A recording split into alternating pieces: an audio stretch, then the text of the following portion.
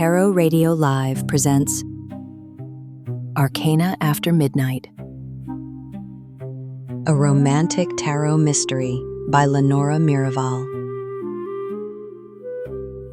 The House That Drew the Tower. Part 4. The Woman in the Mirror. The telephone stopped ringing at 12:13. By then, Mara had heard two versions of the same night. In Elias's memory, he had tried to lead her out of Blackwater House before the storm reached the tower. In Mrs. Bell's, Mara had gone willingly toward the western room, carrying the tower card in both hands. Neither version explained why Mara's mother had torn her away from the house. Neither explained why Lenora Blackwater had spent 21 years preparing for her return. The library had become unnaturally still. Rain pressed against the windows, but no sound entered. Elias stood inside the doorway now, soaked from the road, one hand resting against the frame, as though the house might reject him if he moved too quickly. Mrs. Bell watched him from beside the fire. Mara stood between them, with the tarot deck on the desk. "You said the house changes memories. It repeats them until you accept the version it prefers." "And which version does it prefer?" Elias looked toward the western wall. "The one that keeps the promise alive." A faint tapping came from inside the wall. 3 slow knocks, then 3 more. Mara turned toward the sound. Between 2 bookshelves hung a narrow mirror covered by a gray cloth. She had not noticed it before. Mrs. Bell moved at once. "Don't touch it." "Why?" "Because she's been trying to speak since you arrived." Mara looked from the covered mirror to Mrs. Bell. "Lenora?" Mrs. Bell did not answer. That was answer enough. The tapping came again, this time from the glass itself. 1 knock, a pause, then 2.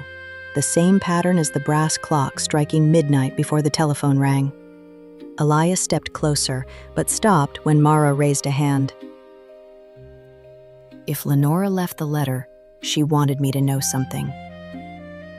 She wanted many things. Not all of them were kind." Mara pulled the cloth away. The mirror reflected the library, but not correctly. The fire burned on the wrong side of the room.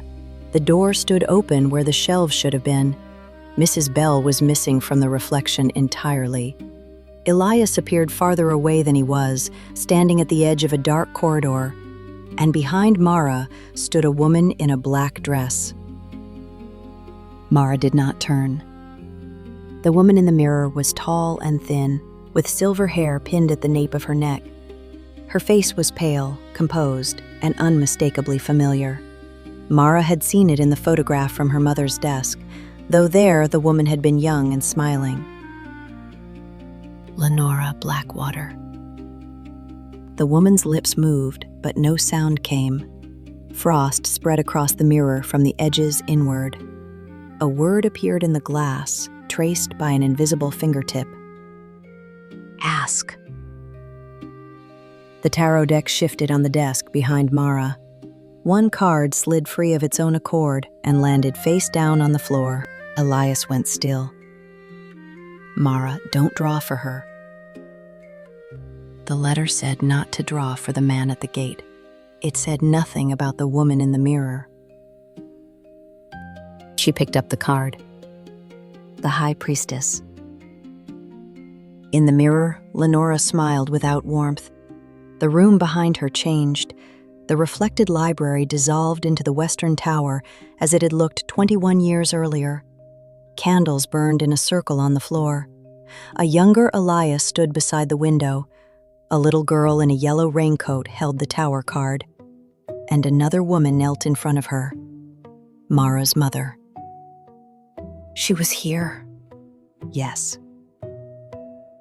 "You told me she arrived after the reading." Elias's face tightened. "That is what I remembered." The scene in the mirror continued.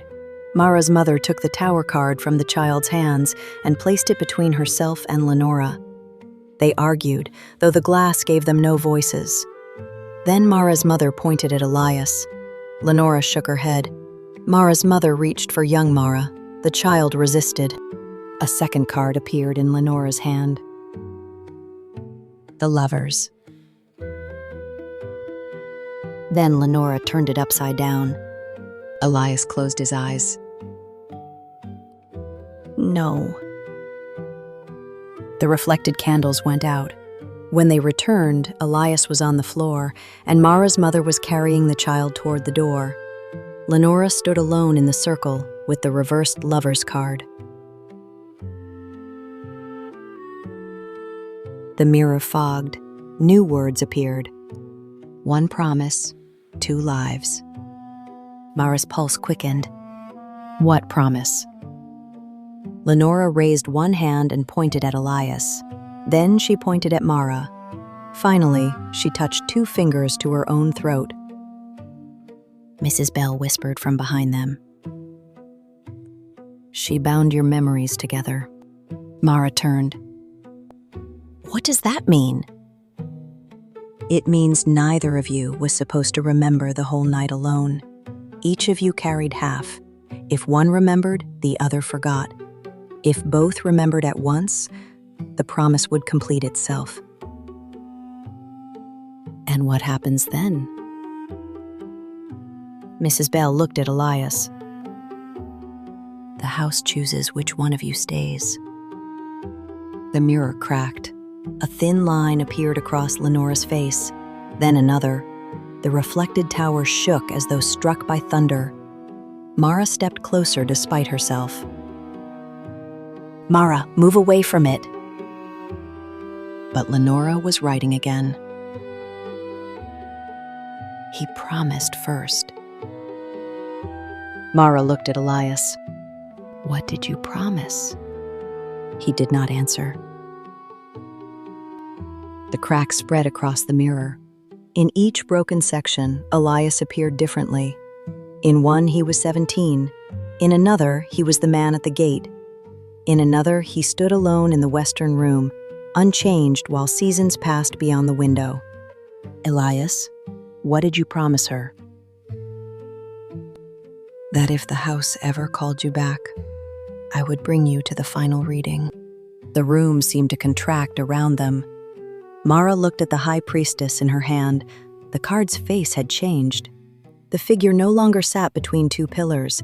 She stood before a black door, one hand raised as though inviting Mara through. This is not alone. What final reading? Elias looked toward the western corridor. The one that decides whether the tower falls or whether it takes someone with it. The mirror shattered inward without a sound. Instead of falling, the pieces remained suspended in the air. Behind them, where the wall had been, stood a narrow black door. From the other side came the soft shuffle of cards. Then Lenora's voice spoke clearly for the first time. Bring me the deck.